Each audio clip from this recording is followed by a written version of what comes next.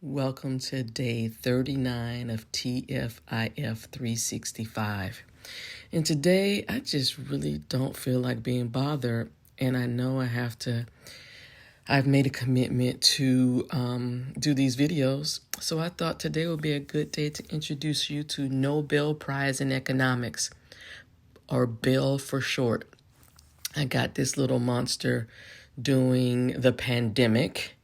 I said I was not going to get a pandemic puppy, but I ended up getting this 4.5-month-old pandemic puppy who has completely changed my fucking life. I never would have. I've had dogs before, but this little sucker right here with all her little quirks and all her, she came to me, the breeder where we got her from was basically a puppy mill. She was an elderly woman who shouldn't have been breeding anymore. So physically, the puppies were healthy and the dogs were healthy, but emotionally, they were not supported. When I got her, she was 4.5 months, had never been on grass, had been living upstairs on hardwood floors in pens with her mom. That's how all the dogs were. They were in pens with their moms, but on hardwood floors. And they hadn't been socialized at all. So when she came to me, she was basically only felt safe inside my pillowcase. And so I spent a lot of time just doing that. She still is not a cuddly dog. So people who were getting dogs during the pandemic for support, if I had gone that route, and I have nothing against what they did, but if I had gone that route after the pandemic, she would have been in a shelter, or even during the pandemic, she would have been in the shelter, because she does not engage in ways that are dog-like. I call her my cat dog.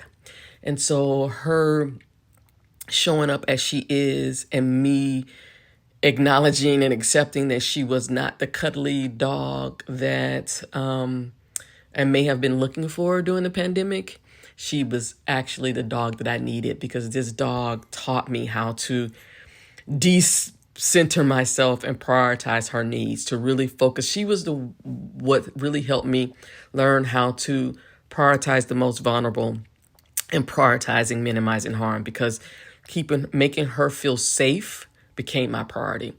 I had her for 2.5 months before she even barked. I didn't even know this damn dog could bark until we took her to the vet to get her, I don't remember if it's neuter or spayed for dogs, female dogs, but I got it. We did that. And I was saying, wow, I was telling her about their personality, and she didn't bark. And it's like, she doesn't bark. She's been barking in here the whole time. And that's how I found out that she barked. But now that brings me up a story of why we're so similar, because when I was learning how to walk, my mom tells this story about me learning how to walk, how we were playing ball. So I was sitting across from her, legs open on the floor, and she would roll me the ball, and I would roll the ball back to her. And so when the ball would go out of bounds, she would get up and get the ball.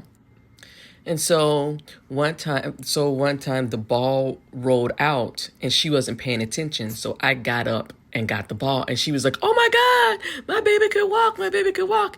And so she took me the next day to the daycare that I was been going to. Her name was, I remember this woman. So her name was Miss Wilson.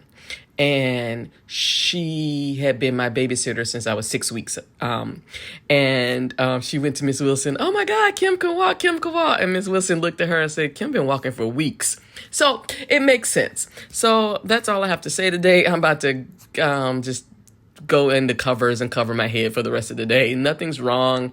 I just know that when my energy is off, it is best for me to disengage from other human beings, because it causes me to have to really practice putting space between my triggers and my responses.